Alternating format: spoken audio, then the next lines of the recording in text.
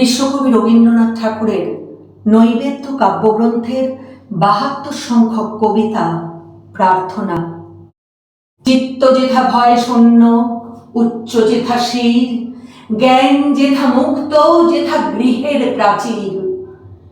আপন প্রাঙ্গণ তলে দিবস সরবরি, বসুধারে রাখে নাই খণ্ড ক্ষুদ্র করি। যেথা বাক্য হৃদয়ের উৎস মুখ হতে উচ্ছ্বসিয়া উঠে, যেথা নির্বারিত স্রোতে। দেশে দেশে দিশে দিশে কর্মধারা ধায়, অজস্র সহস্রবিধ চরিতার্থতায়। যেথা তুচ্ছ আচারের মরুবালু রাশি, বিচারের স্রোতপথ ফেলে নাই গ্রাসী, পৌরুষের করেনি শতধা। নিত্য যেথা তুমি সর্বকর্ম চিন্তা আনন্দের নেতা, নিজ হস্তে নির্দয় আঘাত করি পীত।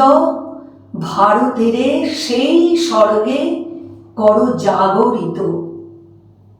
এই কবিতায় কবি বিশ্বপিতার কাছে এমন এক স্বদেশ ভূমির প্রার্থনা করেছেন, যেখানে দেশবাসীর স্বাধীন চেতনা এবং জীবনবোধ মর্যাদার সঙ্গে প্রতিষ্ঠিত হতে পারবে।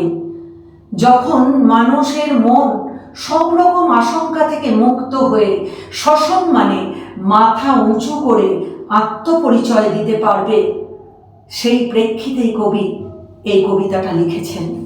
নমস্কার।